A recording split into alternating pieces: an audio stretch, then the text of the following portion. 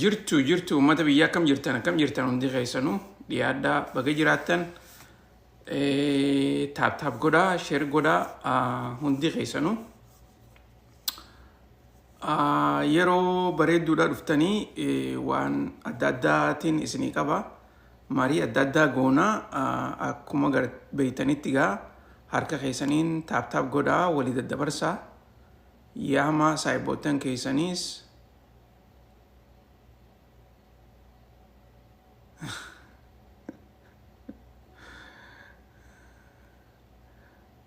commenting keessan hedduu yeroo takka na kofalchiisa galatooma warri gartee gaaffiis yaadaas barreessitanii dhiyaadhaa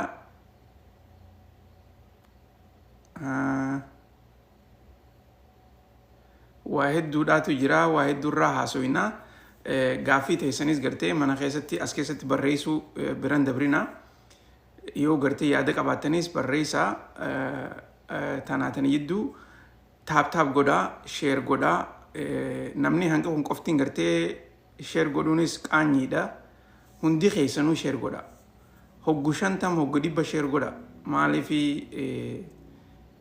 share godhuudhaan share godhuun gartee bilaashimi wanni irraa hafaltan takka leenuu hin jirtu saniifuu share godhaa harka keessaniini waan bilaash gartee akkuma gaa uummanni keenya juutti waan bilaash hogguu nyaatan gara guuttatan jedhan isinis share godhuun bilaash waan taateef jecha hanqa harka keessan isin dhukkubuu share godhaa hanqa harka keessan isin dhukkubuu taap godhaa silaa immoo nu kafalchiisan qaaliidha maal jettanii gartee dhiisuu ni dandeessanii gartuu bilaash saniifuu harka keessanii share godhaa waa hedduudhaan isinii qaba oduulee irraa haasoyinaa akkasumas waan nu laalchisu hedduutu jira kanarrattis gartee wanni nuti yaada keenya itti dhiyeessinutu jira tanaafuu isinis gartee biran dabrinaan isiniin jaa gurra keessaniinis na caqasaatuma harka keessaniin taap gootan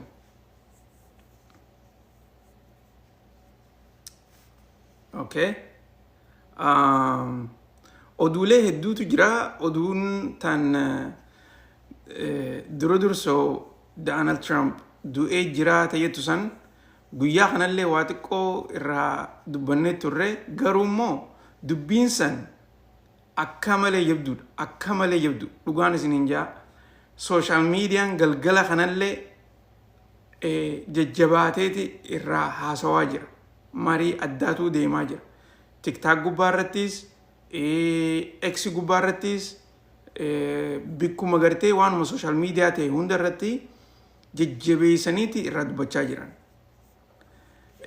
namni hedduun guututti gartee akka inni du'ee jiru duruun amananii jiran namni cinaan ammoo hin duune ni jiraa jechaa jiran tanaas ragaalee adda addaa gartee laalleeti irraa mari'achuudhaaf teenya dhugaa dubbachuudhaaf hedduu nama dhibdii inni gartee du'ee jiraachuudhaaf takka immoo du'uu isaatii fi lubbuun jiraachuu isaatis ilaamaan tanaa wanni irraa beekamellee hin jirtu garuu immoo irraa haasuun waan takka isiniif hin dhiyeessaa isinis gartee ijatee isiniin laaltaniiti akkasitti yaada keessan itti dhiyeessitan jechuudha.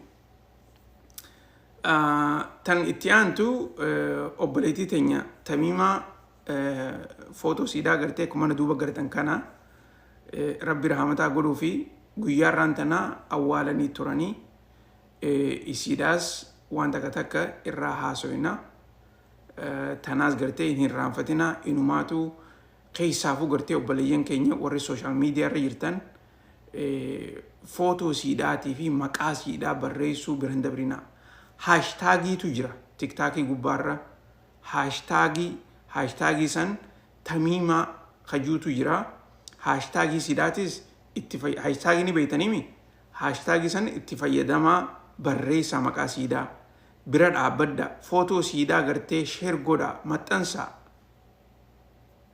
anna dhiba gartee wanni keessaafuu gartee wanni isii irratti ta'ee miciyyoon tuni micaa Oromoodhaati urmiin siidaa amata 34 ja'aniiti odeessaa jiran.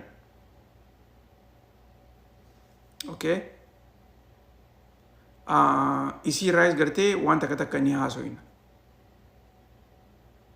Hojiin teenya maali? Obboleeyyan keenya ka Oromoo bira dhaabbachuudha. Yoo Oromoon rakkattee rakkoo Oromoo tana laafisnee odoo laallee bira dhaabbachuudha. Okay? Tanarratti nuti gartee wanni godhuu dandeenyu maali? Awarenessii namni gartee hin dhageen akka dhaga'u. Namni gartee isii tanaaf isii qofallee odoo hin taane waanuma Oromootiif ta'e waan gartee Oromoo irratti ta'e hundaaf namni gartee jastasii barbaadu akka immoo haqni isiidhaaf takka dhiigni isiidhaa deebuu qaba jee gartee namni itti amanu tokko isiidhaafis sagalee ta'uudha. Wanni guddoon nuti walii goonu waanuma akkanaati. Kanarratti immoo daran jabaannee wal cinaa dhaabbachuutu nurra jira. Akkasii quba qabaadhaa. Gama kaaniin oduulee biyya Yemen irraas ni qabna. Sanis irraa haasofna. Akkasuma san oduu guddoo guyyaa irraan tana taniin istoorii xiyyeeratti illee reefuun tana maxxanse. Tan Tarkiin Izraa'eel wajjin daldalaa fi inumaatu qunnamtii duraanii waliin qaban san guutuutti murree jirraa jedhanii ibsa guyyaa irraan tanaa baasaniitu jira. Irraan isin deebi'a. Oduu mootummaan biyya Tarkiidhaa Izraa'eel wajjin waliigaltee teenya tan daldalaa taqabnuu fi akkasuma san qunnamtii teenya guutuutti murree jirraa jedhanii ibsa baasaniitu jira. Sanirrattis waan irraa haasofnutu jira. Itti aansuudhaan yeroo ammaan tanaa biyyootan addunyaa tanarra jiran hedduu keessa hiriirran jajjabaatu deemaa jira.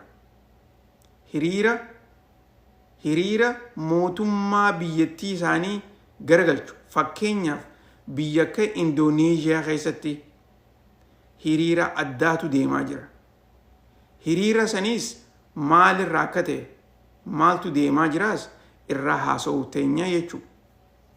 Tanaafuu harka keessaniin taap godhaa, sheer godhaa, walii daddabarsaa. Akkumaan isinii himaa jirutti namni hanqa kun qoftiin gartee sheer godhuun hedduu qaanyiidha. Dhugatti gartee yoogaa isin kan dhaga'uun barbaanne taate ani waniin as dhaabbadhee gartee qaaquf takkalleen hin jirtu. Tana quba qabaadhaa. Hanquma gartee harka keessaniin sappoortii gootan, sheer gootan anis as dhaabbadhee qaaqa.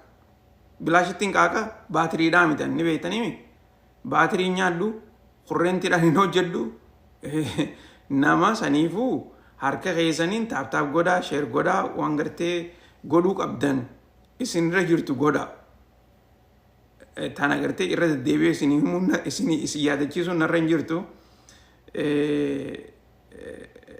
Maaliif nuti gartee wanni takka tan nuti qabnu wanni takka tan gartee Oromoon qabdu.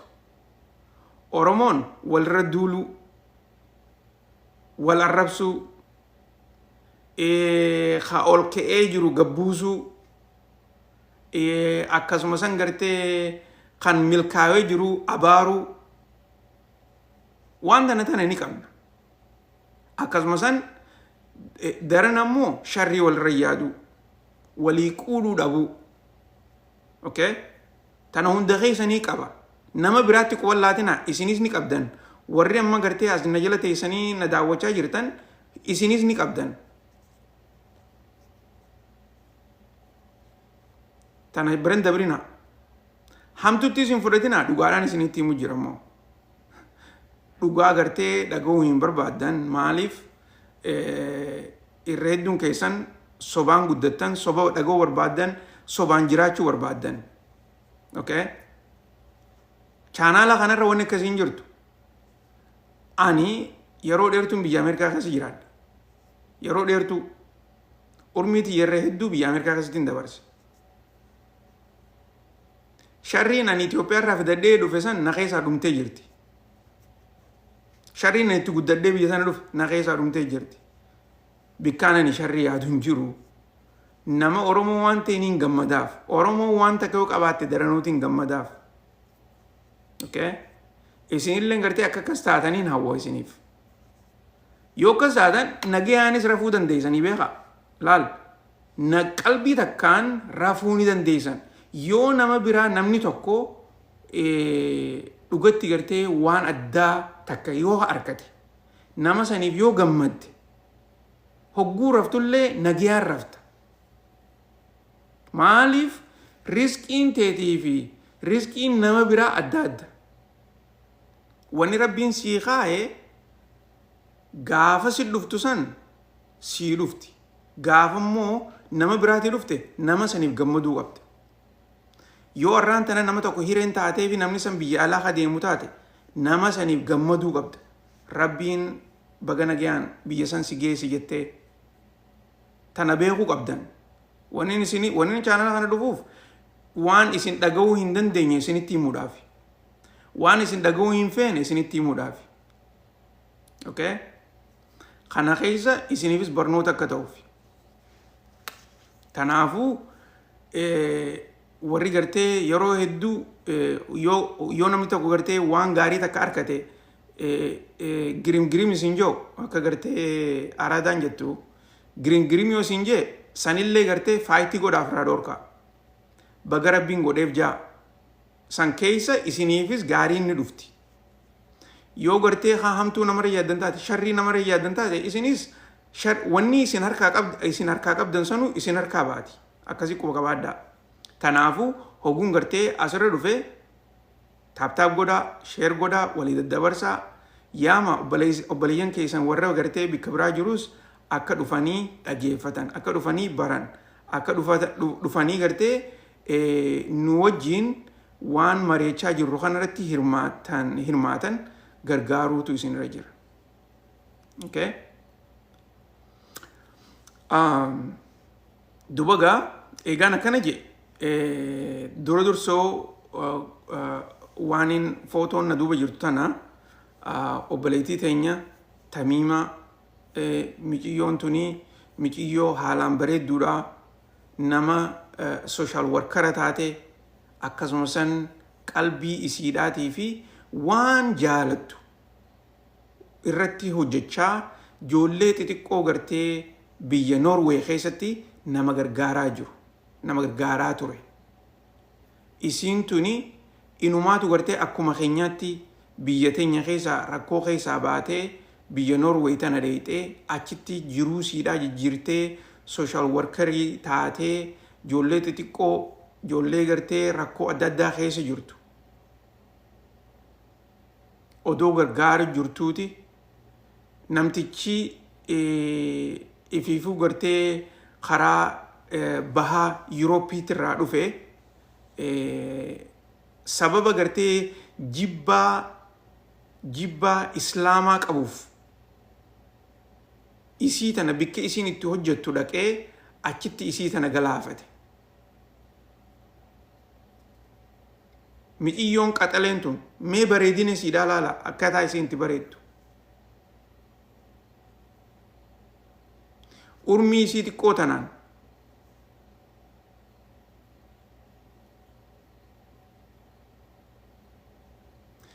footoon tuni isii irreecha gartee kabajuudhaan kaate footoon tun. Aadaa shawaadaa uffattee jechuudha. Gama kana gartee akkuma gartanitti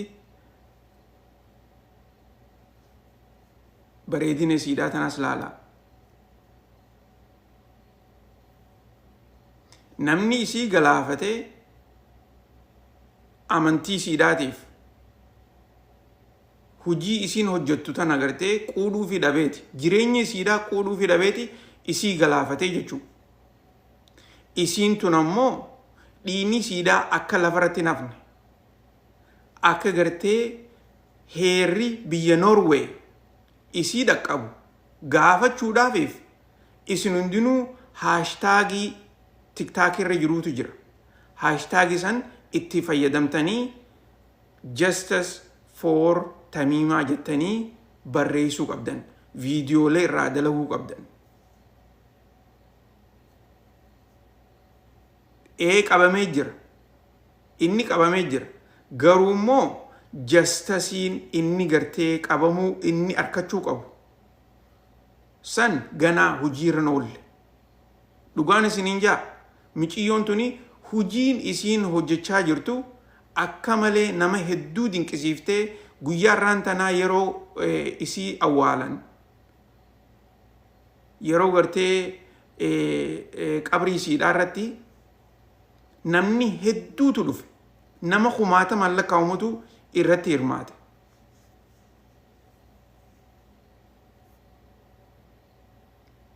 Innawaa biyya Norway keessatti karaa gartee meerootaa fi warra gartee paarlaamaa keessa jiru akkasumas poolisootaa fi nama hundaatu irratti hirmaate. Yoo dandeessan viidiyoo gartee isiidhaa ani namaatu natti ergee ture viidiyoo isiidhaa viidiyoo sanillee ilaaluu ni dandeessan. Tiktaakuma kanarra jira. Akka malee qalbii nama tuqa.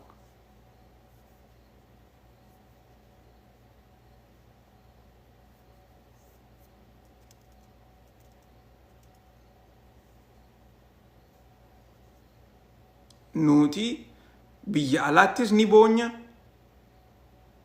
biyya teenyattis ni boonya, imala jiraannus irrattis ni boonya. Akkasumas ifii teenyaafis deebinee wal nyaachaa jirra.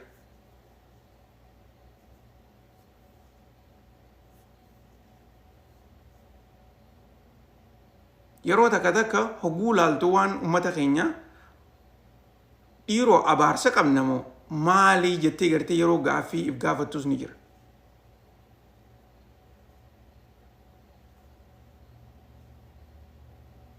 Miciyyoon tuni akkuma keenyaatti gaaf tokko hojjettee if dandeessee heerumtee ilmaan hortee jireenya siidhaa jijjiiruudhaaf nama tattaafachaa jiru. Nama baratee ijoollee xixiqqoo rakkoo keessa jirtu gargaaraa jiru sooshaal sarviisii hojjettee jechuudha. Isin irra hedduun keessa warri biyya alaa jirtan ni beektan waa'ee sooshaal sarviisii fi kees warkarrii ta'e waan warri sooshaal warkarrii namaa hojjetu ni beektan. Dursoo kafalliin isaanii kafalamu kafallii gayaadhaa miti. Itti aansee immoo hammam takka gartee jireenya keetii irratti siif rakkatan warreen kun ni beektan. Hedduu namaa rakkatan warri sooshaal warkariidha. Miciyyoon tuni waan jaalattu irratti hojjechaa odoo jirtuuti duute. Waan ifiisiif jaalattu maallaqa jalan ceene garuu immoo waan ifiif jaalattu ijoollee xixiqqoo gargaaruu irratti odoo hojjettuuti lubbuun siidhaa dabarte. Namni hedduun dhugaa hogguu gartee carraa harkate ani gartee maallaqaan hedduu dalagachuu barbaade jee dalagaa maallaqaa isaanii hojii deemtu hojjechuu ni danda'a. Isiin ammoo saniin filanne. Isiin waan isii gammachiisuu fi waan isiin hojjechuu barbaaddu filatte. Wanni san maali? Ijoollee xixiqqoo tan rakkoo keessa jirtu gargaaruudha. Odoo san hojjettuuti lubbuun siidhaa dabartee jechuudha. Lubbuun siidhaa dabruudhaan ijoollee biraatillee akka gartee lubbuun isaanii baatu nama godhee jaaniti irraa odeessaa jiran. Awwaalchi siidhaa kan guyyaarraan tana gaggeessan kuni akka gartee akka isiin hiiroo taate takka gartee gootaatti gaggeessanii jechuudha.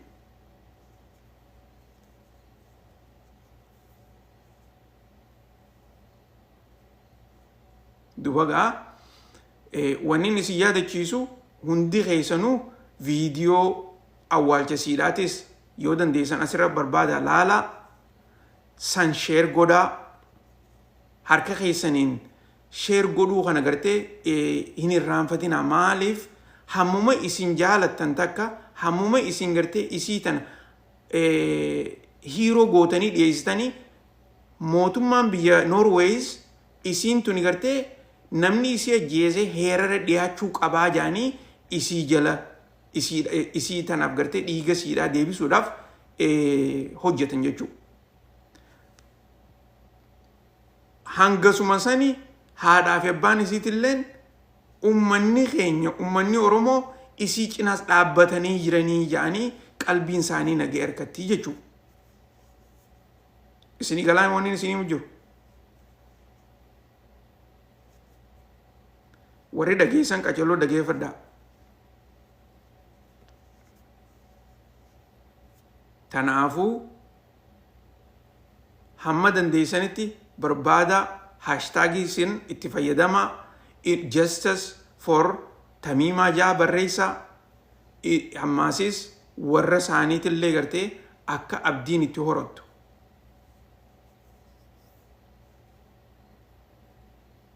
Namni umriin siidhaa amata 34 nama xiqqaadha, ijoollee xiqqoodha. Hangaan ani quba qabutti amma durallee hin heerumne ilmoollee hin qabdu.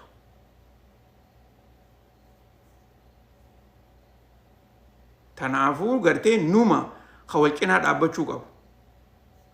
Numa hawal gargaaruu qabu. Yoo hanga kana hawaliin goone taate boru gartee mootummaa Itoophiyaadhaa maaliif rakkina?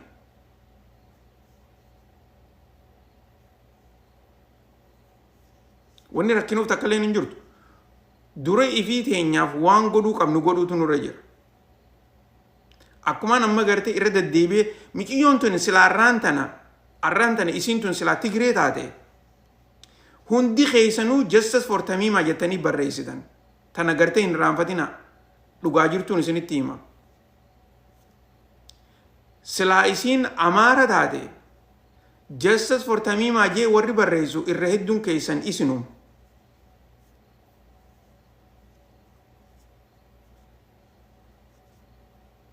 Guuza namaa ooluu ni beektan.